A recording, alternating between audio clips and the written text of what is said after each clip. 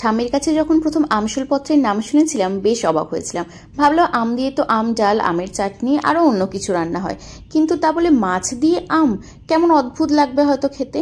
যাই হোক, পদটি কিন্তু বেশ সুস্বাদু খেতে, তাই তার রেসিপি আজকে আপনাদের সাথে শেয়ার করছি।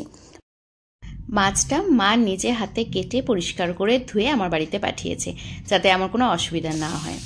আমি মাছগুলোকে নুন হলুদ মাখিয়ে রেখেছিলাম। তেল সামান্য গরম হতেই মাছগুলোকে একটু ভেজে নেব। শোল মাছ খুব বেশি লাল করে ভাজার প্রয়োজন হয় না, একটু উল্টে পাল্টে আমি মাছগুলোকে নামিয়ে নেব। এদিকে আমি কেটে রেখেছি একটা আমের অর্ধেক খোসা ছাড়িয়ে। 3 পিস আমি এখানে আম ব্যবহার করব, আর 3টে কাঁচা লঙ্কাও চিড়ে রেখেছি।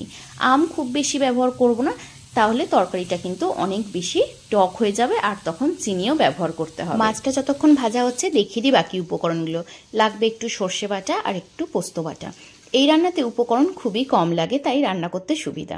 মাছটা ভাজা হতেই তেলটা প্রায় পুরোটাই নামিয়ে নিয়েছি।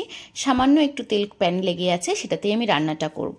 একটু 5 ফোড়ন আর একটা শুকনো লঙ্কা আমি এখানে দিয়েছি। এরপর 5 ফোড়ন এবং শুকনো লঙ্কাটা একটু ভাজা হতেই আমি দিয়ে দেবো কেটে রাখা 3 পিস আম।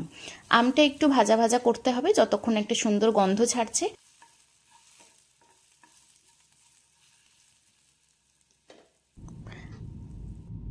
আমের গায়ে একটু লাল রং ধরতেই আমি এখানে দিয়ে দিচ্ছি 1 বাটি জল। এরপর একে একে আমি দিয়ে দেবো মশলাগুলো। দিয়ে দিচ্ছি সামান্য পরিমাণে হলুদ গুঁড়ো, একটু নুন, একটু জিরে গুঁড়ো আর একটু ধনে গুঁড়ো। এরপর আমি দিয়ে দেবো 1 চামচ মতো পোস্ত বাটা আর 1/2 চামচ সর্ষে বাটা। এখানে আমি সর্ষে বাটাটা কমই ব্যবহার করব, কারণ রান্নায় সর্ষের ঝাঁঝের প্রয়োজন নেই, স্বাদটুকু হলেই হবে। আর চিড়ে রাখা 3টে কাঁচা লঙ্কাও আমি এখানে দিয়ে দিলাম। ঝোলটা ফুটে উঠতেই আমি দিয়ে দেবো ভেজে রাখা মাছগুলো।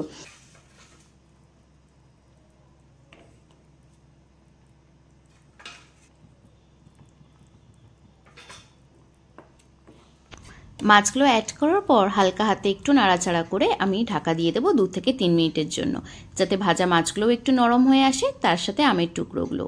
ঢাকনা খোলার পর আমি এখানে 1/2 চামচ চিনি অ্যাড করছি। আপনারা যতটা মিষ্টি পছন্দ করেন ততটাই অ্যাড করবেন।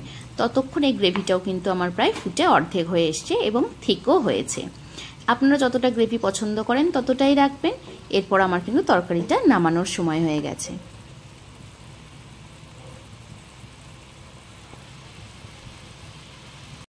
ছুটির দিনে আম ও মাছের এই পদটি রান্না করে কিন্তু আপনি যে কোনো কাউকে চমকে দিতে পারেন।